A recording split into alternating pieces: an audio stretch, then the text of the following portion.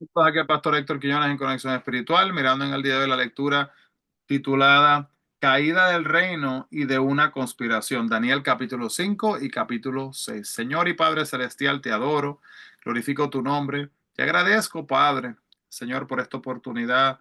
Te agradecemos, Señor, por tu amor, misericordia y por estar dispuesto a encontrarte con nosotros tal y donde estamos.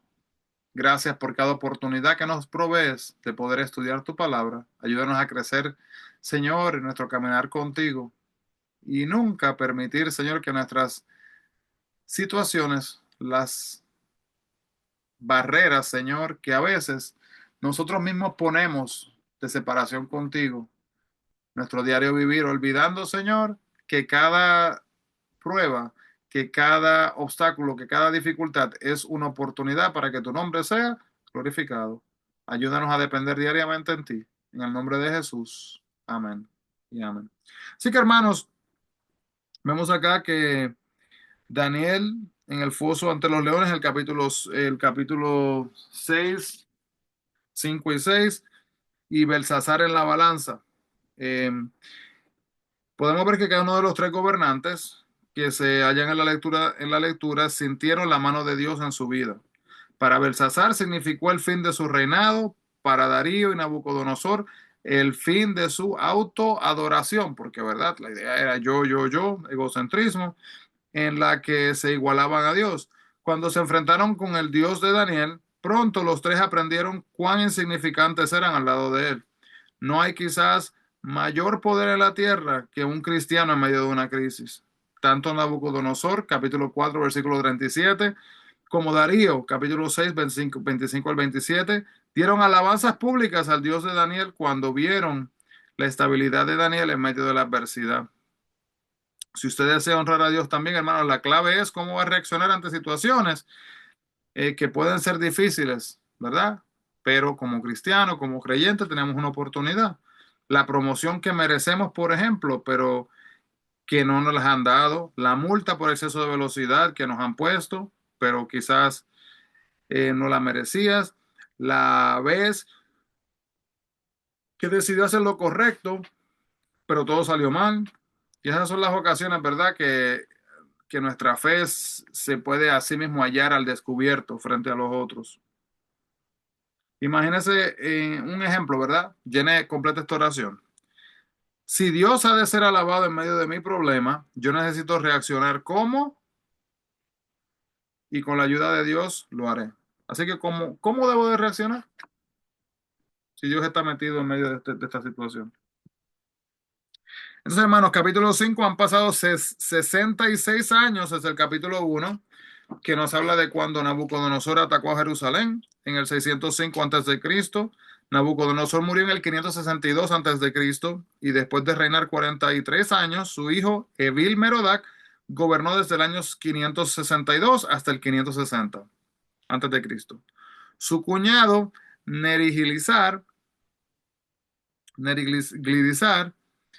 reinó durante 4 años desde 560 hasta el 556 antes de Cristo, después del reinado de 2 meses de Labasi Merodach, en el año 556 antes de Cristo, el imperio babilónico continuó desde el año 556 antes de Cristo hasta el 539 antes de Cristo, bajo el mando de Nabónido. Y Belsasar era el hijo de Nabónido y reinó juntamente con su padre desde el año 553 antes de Cristo hasta el 539 a.C. Y aquí se habla de que Nabucodonosor era su padre, pero terminó bien pudiendo traducirse como su antepasado. Así que cuando habla de padre, puede referirse al antepasado. Como en los Estados Unidos, por ejemplo, dicen que los padres fundadores fueron George Washington y hacen una lista, ¿verdad?, de los presidentes. Esa idea. Recientemente los arqueólogos han descubierto que el nombre de Belsasar en diversos documentos. Gobernó junto con su padre Nabónido y se quedaba en la capital a cargo de los asuntos del reino mientras su padre trataba de reabrir las rutas de comercio tomadas por Ciro y los persas. Belsasar estaba al mando cuando Ciro capturó a sí mismo a Babilonia. Eh, Belsasar sirvió como corregente de su padre Nabónido. Nabónido era el primer señor y su hijo Belsasar el segundo. La persona que pudiera leer la escritura sería entonces el tercero. Si bien la escritura que estaba sobre la pared eran solo 3 palabras en arameo, una lengua que los babilónicos conocían, no podían determinar su significado profético. Dios dio únicamente a Daniel la capacidad de interpretar el mensaje de fatalidad para Babilonia. Está en el capítulo 5, versículo 8, ¿verdad? De la escritura en la pared. Esta reina era la esposa de Nabónido en el capítulo 5:10 o la esposa de uno de sus antepasados, quizás el mismo Nabucodonosor. No era la esposa de Belsasar, ya que sus esposas estaban con él en el banquete.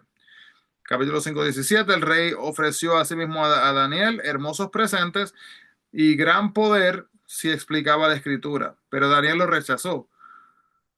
No estaba mostrando falta de respeto, hermanos, al rechazar estos presentes, sino que sabía que tendrían corta vida y quería mostrarle que estaba ofreciendo una interpretación imparcial al rey. Hacía lo correcto, ¿verdad? Y hacer lo correcto, hermanos, debe de tener prioridad para nosotros, no el enfocarnos en la recompensa que vamos a obtener o no obtener.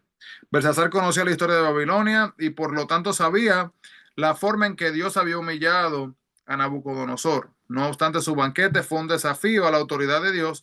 Nadie que entienda que Dios es el creador del universo está necio de desafiarlo. A veces los reyes mataban a los portadores de malas noticias, como dice el capítulo 5, versículo 22, pero Daniel no temió decirle la verdad al rey, aunque éste le desagradara. Debemos de tener el valor de decir la verdad a toda costa porque es lo correcto. La escritura que estaba en la pared era para Belsasar, y si bien Belsasar tenía poder y riqueza, su reino era totalmente corrupto y no podía resistir a sí mismo el juicio de Dios. La hora del juicio de Dios le llega a todas las personas. Debemos devolvernos a nuestro pecado y pedir a Dios, ¿verdad?, que nos perdone y comenzar a vivir de acuerdo a lo que Él espera de nosotros.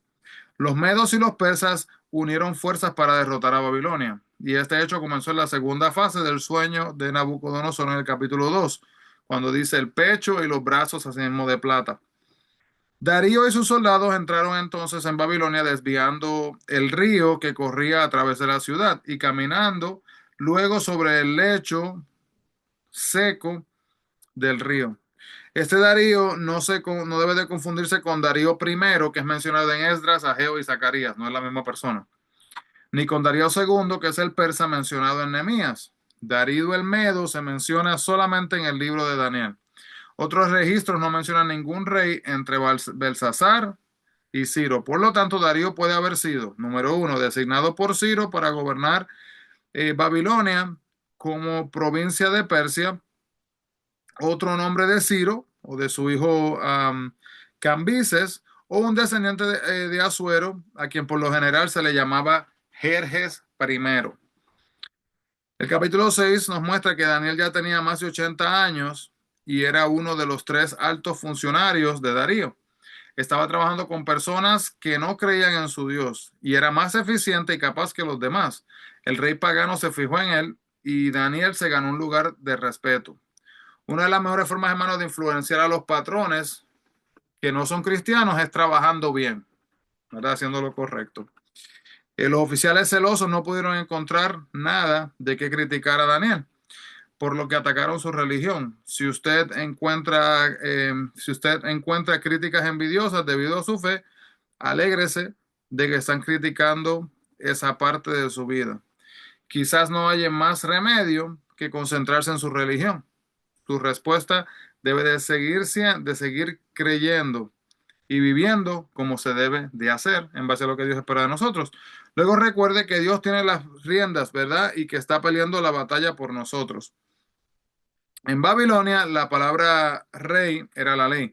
Sin embargo, cuando se creaba una ley en el imperio medo-persa, ni siquiera el rey podía cambiarla. Darío era un buen gobernante, pero tenía un defecto fatal.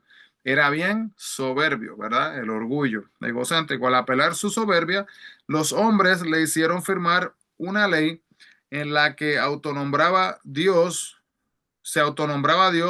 durante 30 días. Y esta ley no podía ser quebrantada ni siquiera por un funcionario tan importante como Daniel. Otro ejemplo de la naturaleza irrevocable de los reyes de los medio persas aparece en el capítulo 8 de Esther. Esther 8:8.